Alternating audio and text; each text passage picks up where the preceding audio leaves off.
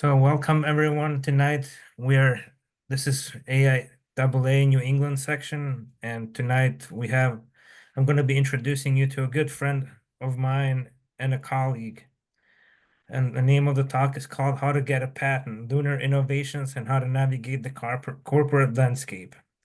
With almost 20 years in the aerospace industry, my good friend Julie Strickland is an experienced engineer, program manager, and innovator. She started her career at Raytheon Company in McKinney, Texas, where she worked on the multispectral targeting system for the Predator drone. Her passion, though, was for the space industry, so she moved to California to work for Northrop Grumman on the Joint Polar Satellite System and space-based infrared satellite.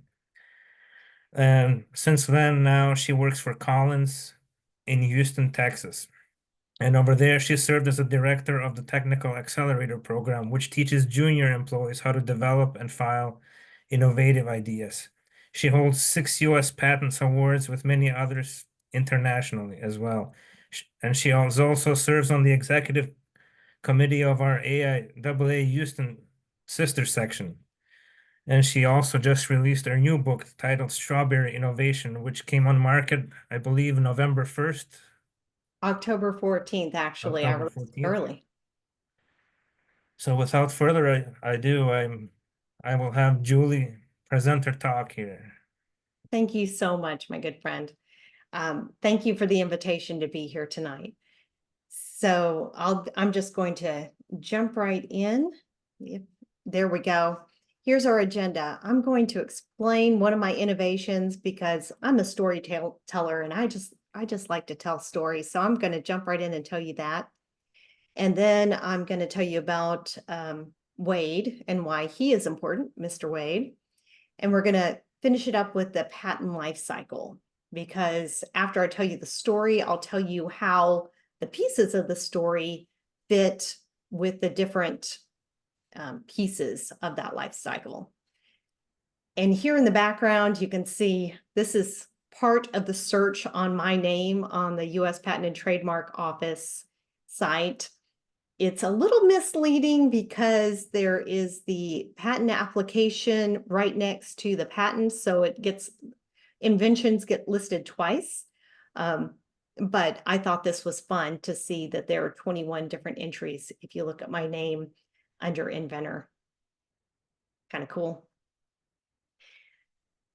So my innovation team, Sam, Jake, and myself, started with the question, what can you do with moon dust? Moon dust is a resource. I know it sounds kind of funny to call the dirt on the ground a resource, but it is. And there is a huge shift for in situ resource utilization. In situ is a fancy Latin term for in place, and in situ resources means what's there that you can use.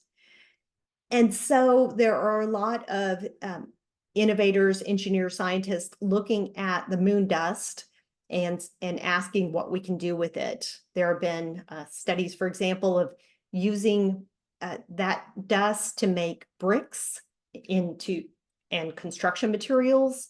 There's another set of companies that are using the regolith to 3D print habitats. I'd encourage you to look up Chapea, CHAPEA, if you're interested. And there's lots of cool videos on YouTube.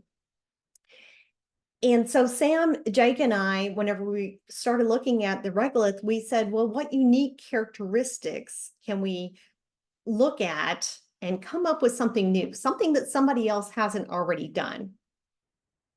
Well, the dust is charged.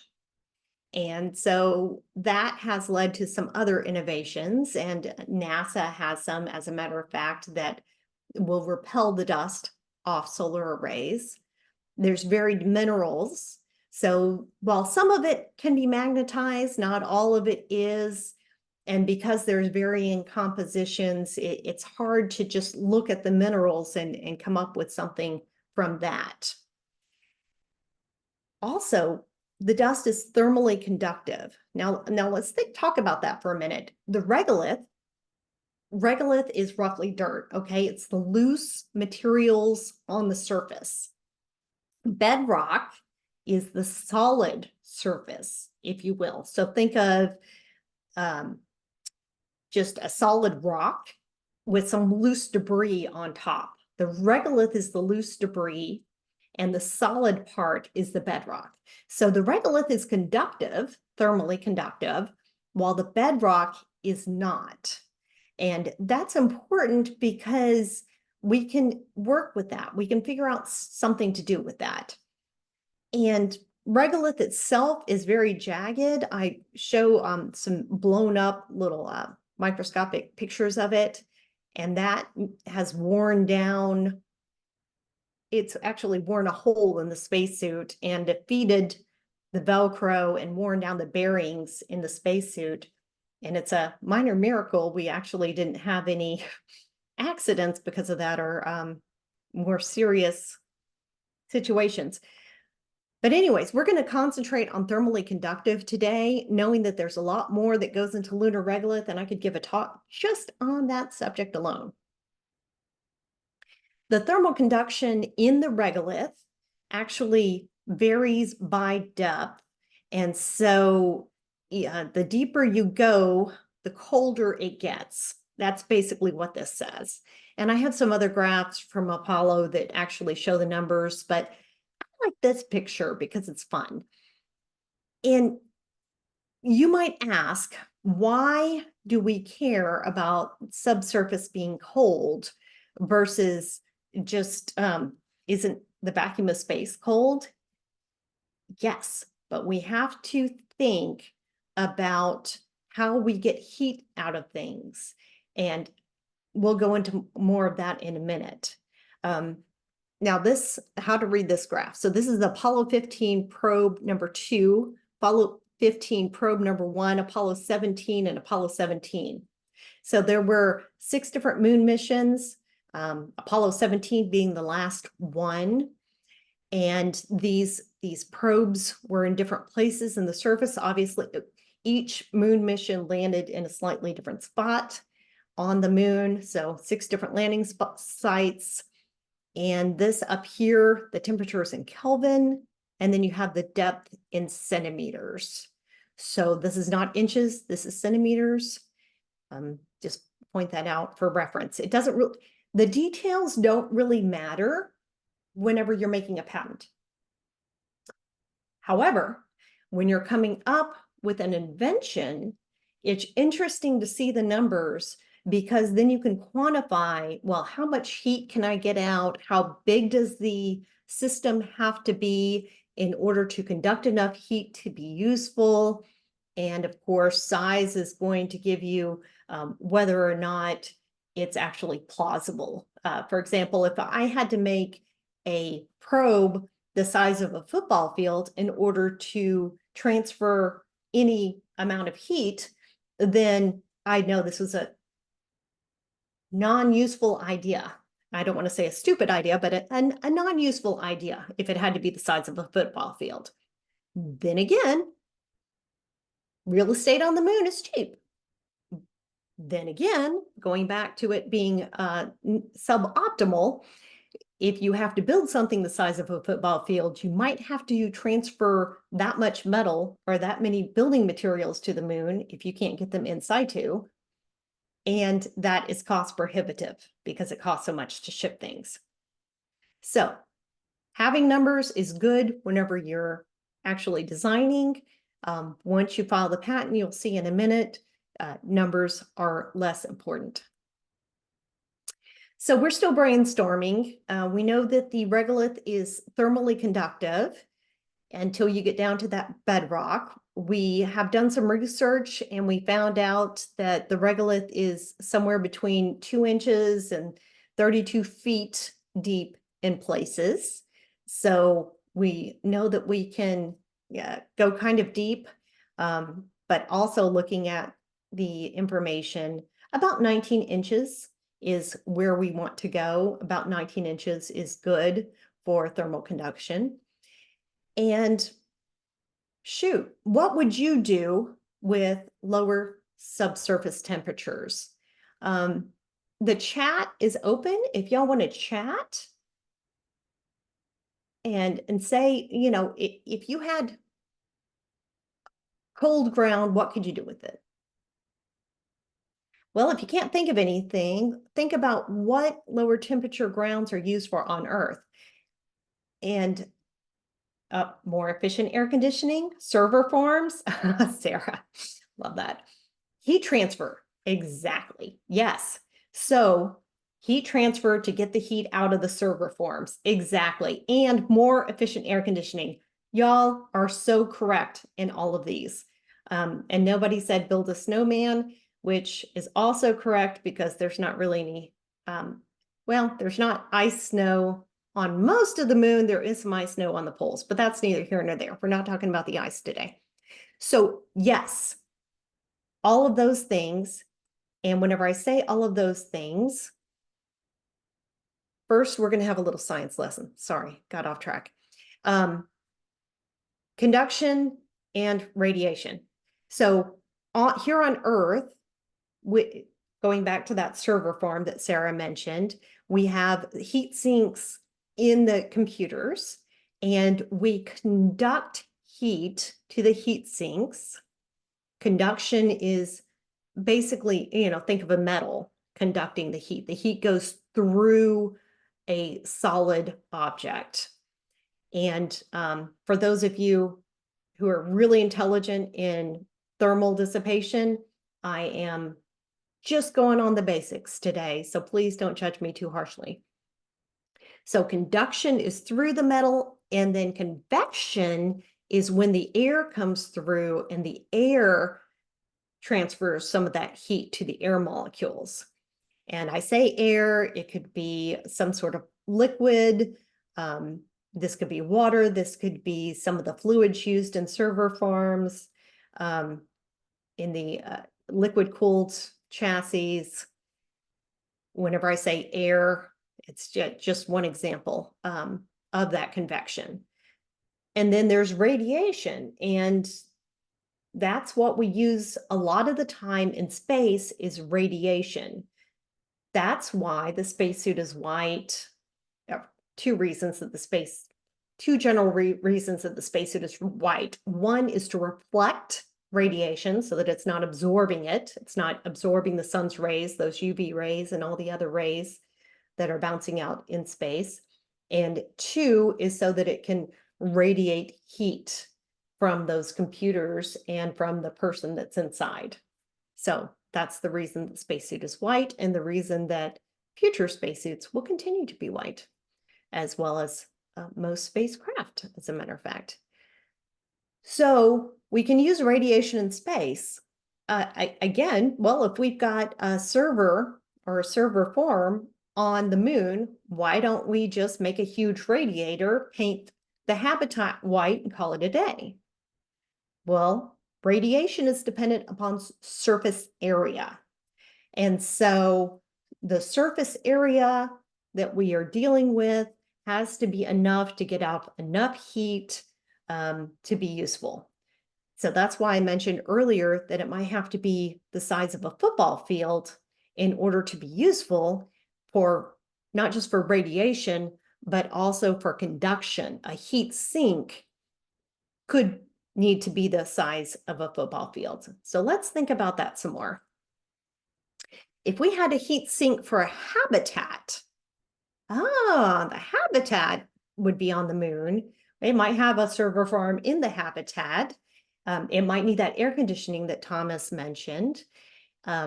Believe it or not, the International Space Station, not on the moon, it is in low Earth orbit, but let's use that as an example because that's something I know. And whenever I'm confused, because I've never been into a lunar habitat, spoiler alert, we don't have one, so there's not one I could go into, I bring it back to something I know. So I know the International Space Station has a cooling system. It's actually an ammonia-based air conditioning system, and it's very dangerous to work on that, to perform maintenance on that system.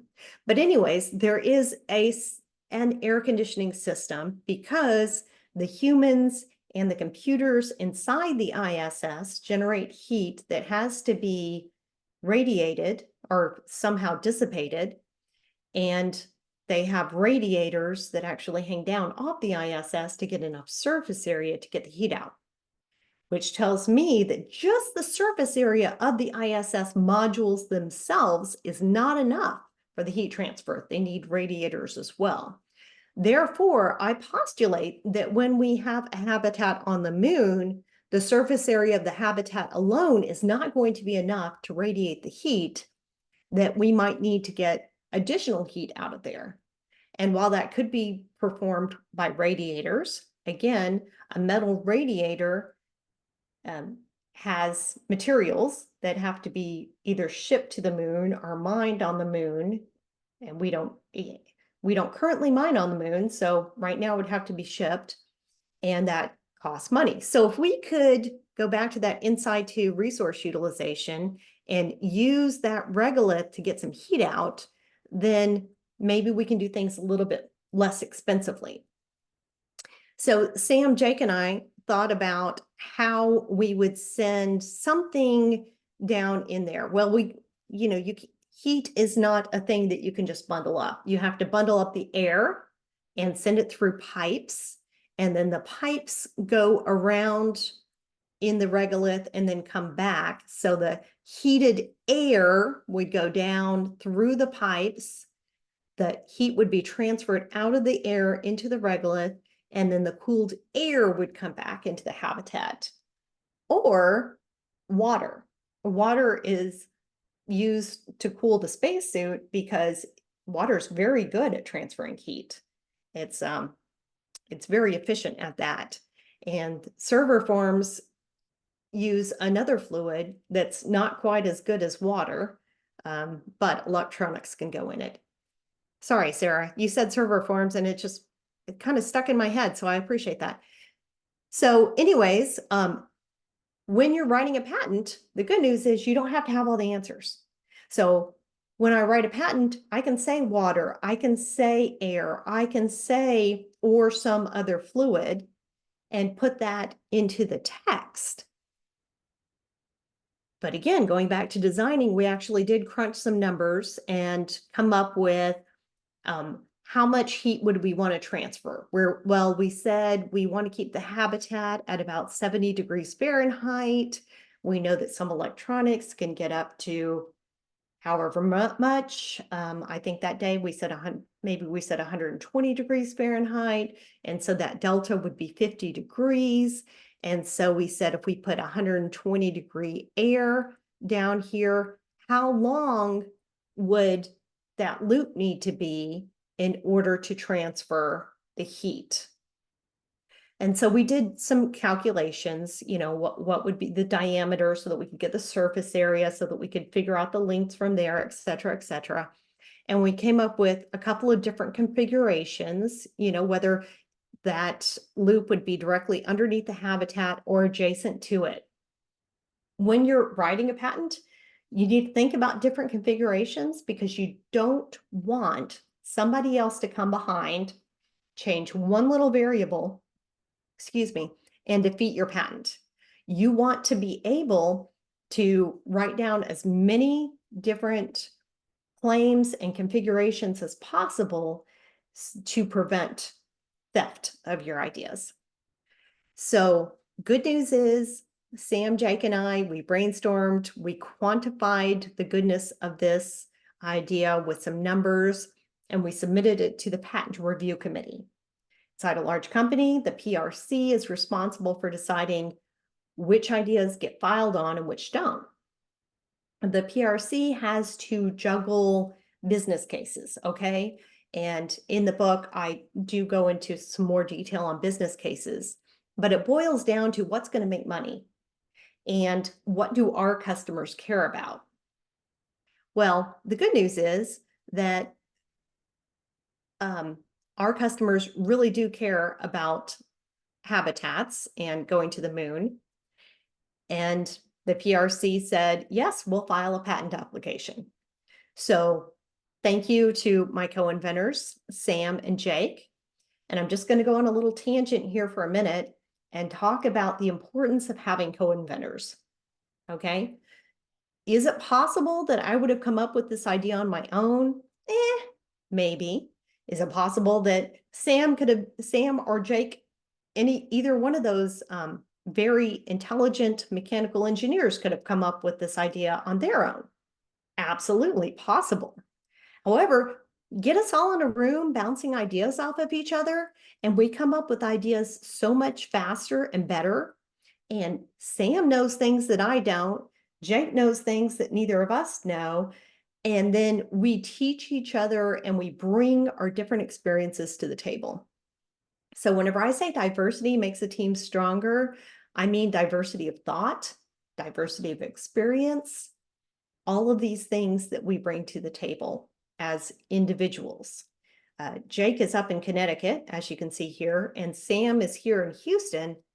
However, even though he was, just a few desks over from me, physically speaking, we did most of our brainstorming over Zoom like this because it was in the 2020 timeframe, as you can see.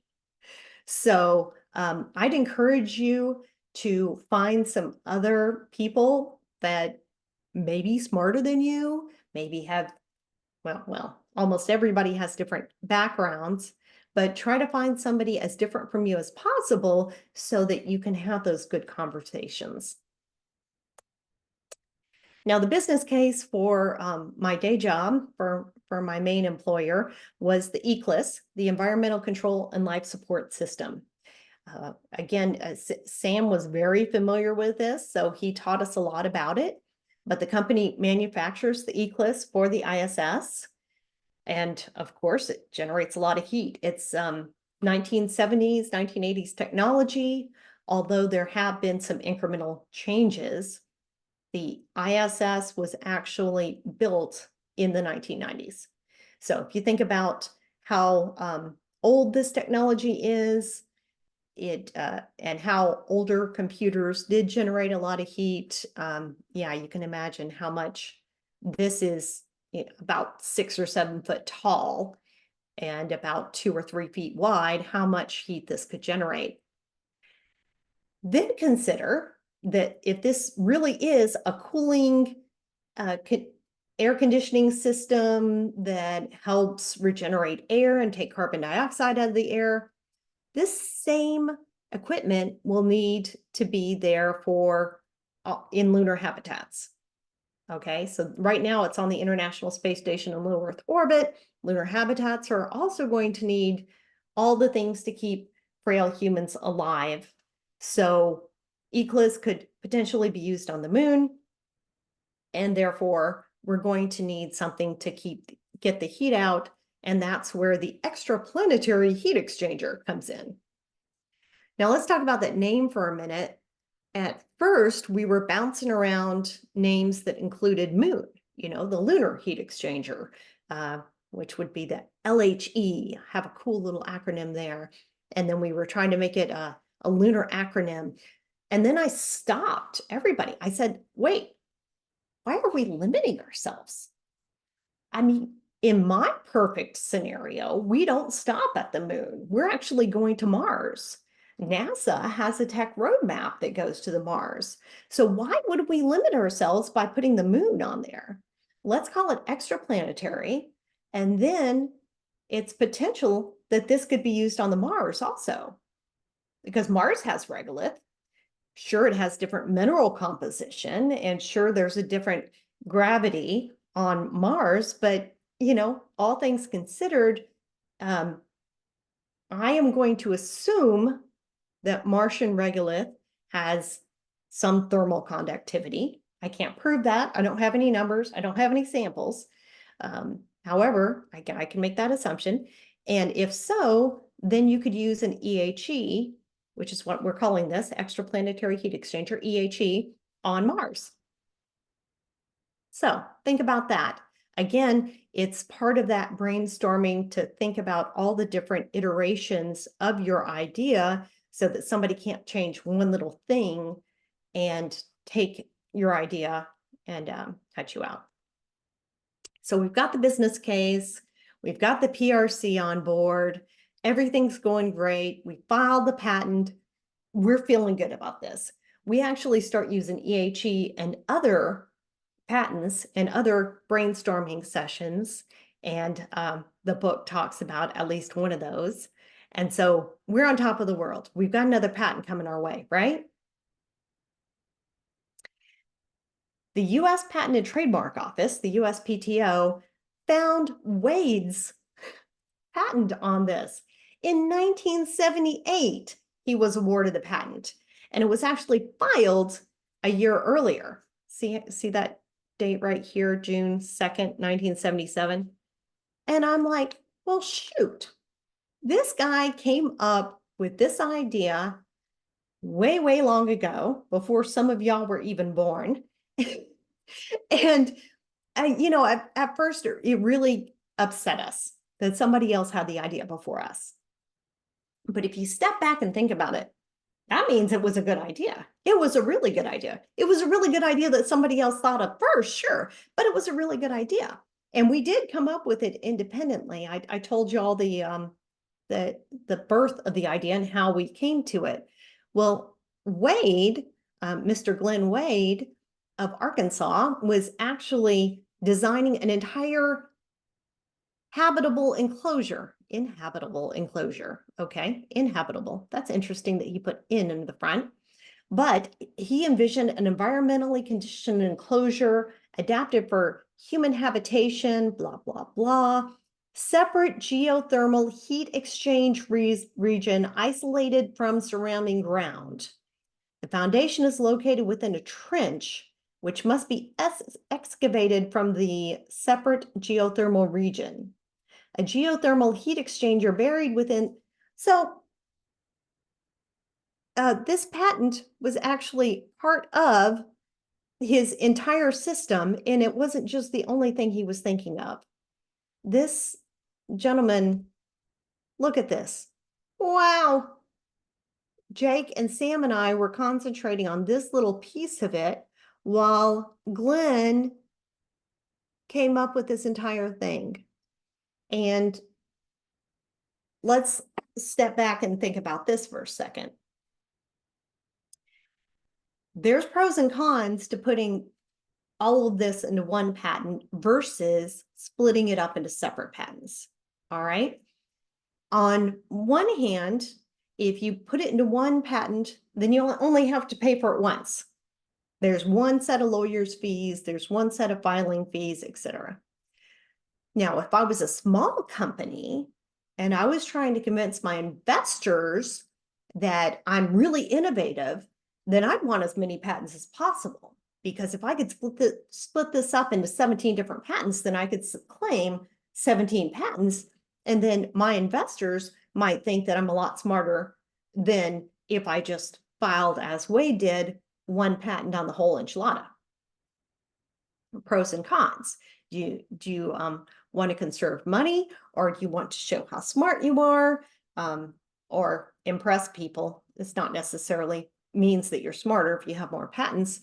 Pros and cons. And also, if you slice and dice it into different things, then it's possible that, for example, a company might come through and just build a heat exchanger.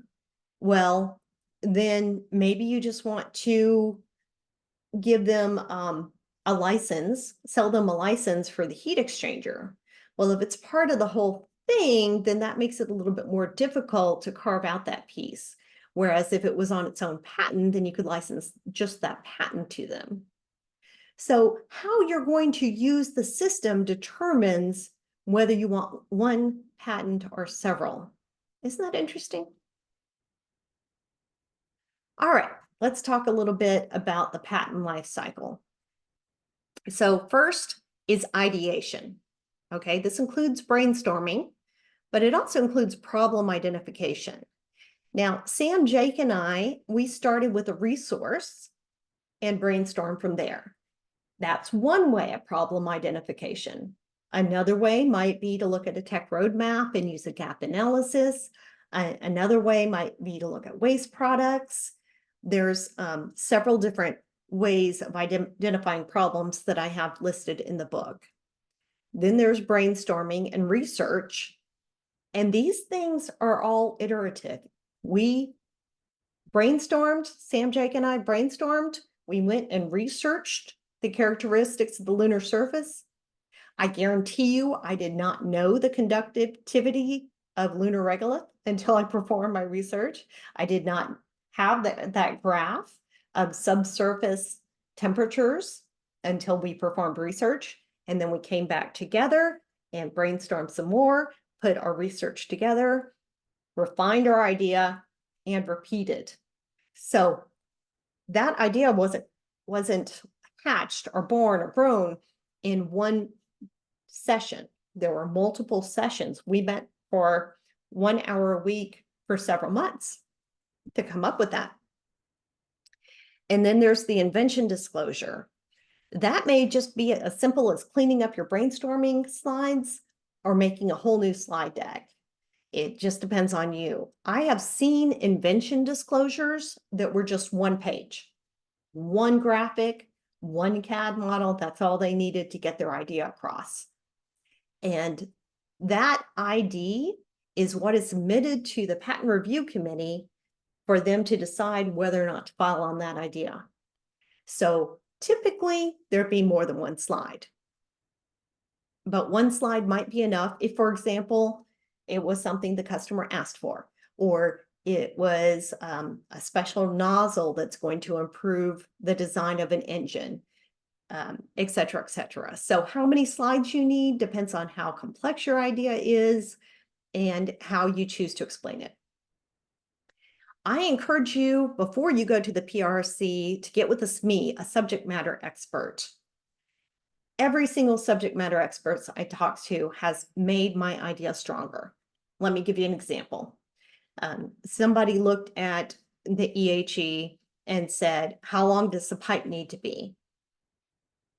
Well, we had to perform some calculations to show how long the pipe needs to be. How long the pipe needs to be depends on the material of the pipe, depends on the diameter of the pipe, depends on the working fluid, depends on the conductivity of the regolith.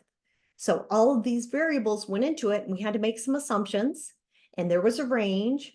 And once you get a range and you're performing calculations, then that becomes a whole table. So that happened. But then we were able to answer the SMEs. And again, the goodness in quantifying those ideas was to show that it wasn't a football field that we needed. It was actually a reasonable amount of pipe and a reasonable diameter that could make that EHE actually doable. The PRC, again, is going to decide whether or not to file, and this is a large company. If you're an individual contributor, you're going to skip some of these steps. However, it's interesting to know them because these are gates that even if, Sarah, you're helping out Andrew, maybe you want to stop and ask some of the same questions that the PRC would to see if you want to go back to a previous step or if it's worth moving forward. And PRCs have the unenviable position of deciding which ideas are worth pursuing and which aren't. And that might be that they have to turn down a good idea that just isn't important to our customers or just isn't important right now. There's a lot that goes into those decisions. Meeting with the IP attorney was interesting each and every time because we brought our invention disclosures to the IP attorney, and the IP attorney, doesn't know everything we know. That IP attorney doesn't know anything about lunar regolith. So sometimes we got sidetracked, giving a mini class in lunar regolith. Sometimes we had to stop and talk about the eclipse and what that really means and what an eclipse does. So the attorneys typically want to keep the meeting as short as possible. They want to get straight to the punch, but they'll ask you things that they have asked me, things that I didn't think about. What kind of materials are you going to make this out of? Oh, well, probably metals. We want conductivity. Well, could you make it out of something else? Well, sure, you can make it out of plastic. It's not going to be very conductive, though. All right. So conductive material is what you want. So then the patent might be written, this is going to be made out of a conductive material, example, metal, blah, blah, blah. That's how patents are written. And I wouldn't have thought to write it like that before the attorney asked me all these questions. That's what they're there for. So don't overthink it and don't over prepare for the IP attorney meeting. And it's okay to say, let me think about that and get back to you. So then the IP attorney will write up a patent application and send it to you, and the team's going to redline. There were 3 of us, and we could have all 3 redlined and sent it to the attorney, but I found that there's goodness in redlining it. We discussed the red lines amongst the team, and then we provided one draft to the attorney. That allowed us to discuss some things and come up with some good improvements to the patent application that alone we would have come up with. For example, on one of our patent applications, not this particular invention, but another one, Jake had put a molecular sieve. Well, shoot, I didn't even know what a molecular sieve was, so I had to ask him to explain it to me. And once he did, I said, well, our invention doesn't need that to function. And he said, no, it's one of those nice to have, not have to have things. And then I said, okay, so we can either list it as an optional thing, or we could just remove it from the patent entirely. And then we had a whole conversation about which one was the right approach. Now, if we put it in there and made it a necessary thing, and then somebody else came along and said, oh, this is not a necessary thing, removed it, then they could defeat our patent potentially and go ahead and make that system without paying us any royalties. So we thought about that, and we decided that we could leave the molecular sieve off the invention altogether. Anyways, my point is that after you write the patent application, having good conversations about red lines can strengthen your idea. The lawyer files the application after everybody's red lines are incorporated and it's signed, and you might have to wait 3 to 8 years for a response. And sometimes the US Patent and Trademark Office comes back with, oh, I found this patent, how is yours different? Well, sometimes you change the patent and you resubmit it, sometimes not. And eventually, hopefully, you'll get an award. And sometimes in 20 years, for medical, it's 15, that patent expires. And I'm going to move on. I wanted to tell you a little bit about me. Sure, I could have started with this, but isn't talking about lunar patents more fun? As my friend said, I've got about 20 years in aerospace. I've worked at a few different large companies here in Texas as well as California. I've been a spacesuit engineer, worked on a design for a spacesuit for 4 years, and I'm currently in subcontracts. I am an author of Strawberry Innovation, which is a practical guide for innovators navigating a corporate landscape. And by that, I mean a large company. But again, anyone coming up with a patent on their own, similar life cycle, and you want to ask all of the same juicy questions. And I do have a few patents to my name domestically and internationally, and more in the pipeline, as I showed you at the beginning of this talk. The book is out. It's available on Amazon in Kindle and paperback format, and you can find out more about me and my company at strawberryinnovation.org. I'm available for workshops, one-on-one coaching, and presentations such as these. And why strawberry is one of the questions that I'm often asked. So let me tell you that really quick. I know I said I was going to save 15 minutes for questions at the end. We got started a little bit late, so indulge me. I'm going to go through this very quickly. So a strawberry is an irregular shape, irregular meaning it's not straight. because sometimes we're going down a path and we figure out that we need to curve it once we figure out something new, find out something new. That's the first part. And these little flecks on here, they may look like flaws, but they sure aren't. Those are seeds. The seeds of innovation are all around us. We just have to look for them and recognize them for what they are. This stem is there to remind us that we don't come up with ideas in a vacuum, even if our ideas are used in a vacuum. Everything that we learn and all of the research that we do becomes the fertile soil in which our ideas grow. And last but not least is timing. If we pick an idea too soon, it'll be green and tart, nobody wants it. If you pick an idea too late, it'll be rotten, nobody wants it. You got to pick just the right time. So if you find that your idea is too tart, maybe you just need a little time to grow that strawberry to come up with the right time for it to come to be picked. So that's why, my friend, a strawberry. All right, I left 8 minutes for questions. I hope that's enough. Please feel free to type those into the chat or the Q&A, either one. I'd love to hear from you. And if there's something that I touched on that I didn't explain well enough, please let me know.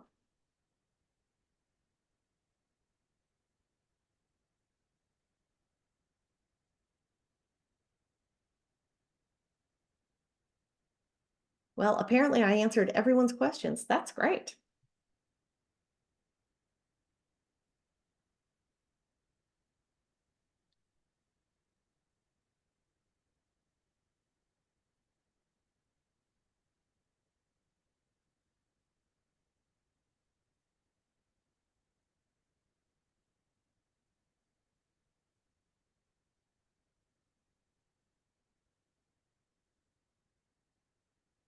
Sarah, that's a very good question.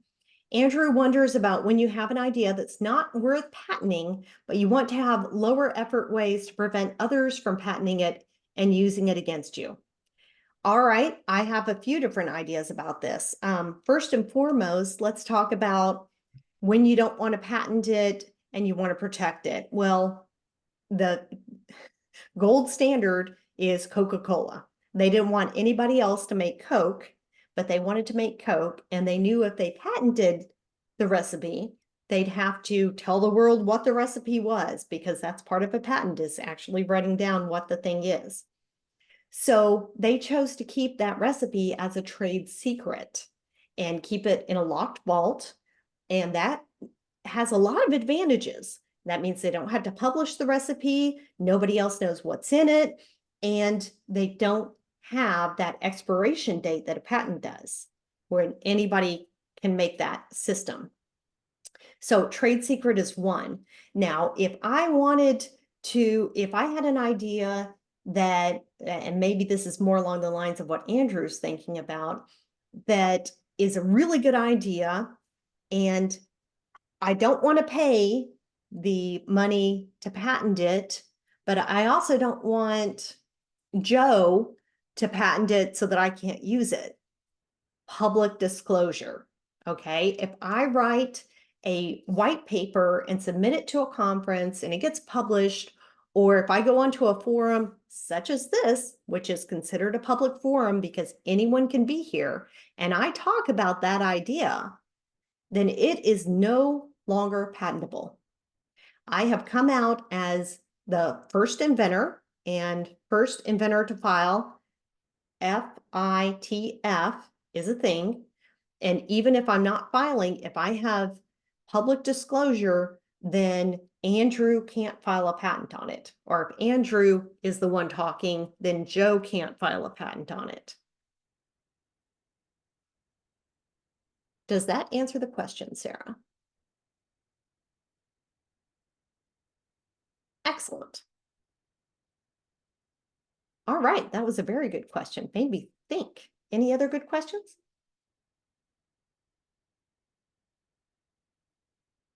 Public disclosure is a double-edged sword. I just told you how Andrew could use it for good, but it can also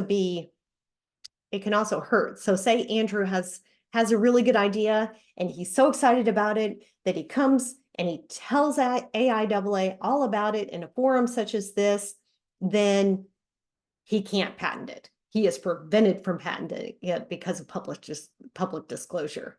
So even though if he wants to go back and say, well, there were only 8 people on the call or there were only 8 people in the room, if it's a public forum, then he can't do it. If I come up with a great idea and Sarah wants to patent it, well, Sarah can't do it because it was my idea. If Sarah and I talk and she improves the idea, then she and I can be co-inventors, but that's a very special case. Absolutely, Sarah, I'd love to talk to you about getting together with your inventors at Virginia Tech. I would be honored to do so. Absolutely. And my email is julie@strawberryinnovation.org. Feel free to shoot me an email because I can't take notes right now. So welcome that. Excellent. Thank you, Sarah. All right. And we've got 3 more minutes. Have time for one last question. Does anyone have one quick question that I can answer? Yes, thank you. That is it. All right. Well, I'd like to thank you for being a great audience and for coming up with some great questions and some great answers during the talk. Thanks for participating. Appreciate you very much. Thank you, Julie, for coming. It was great to hear your talk, as usual. My pleasure.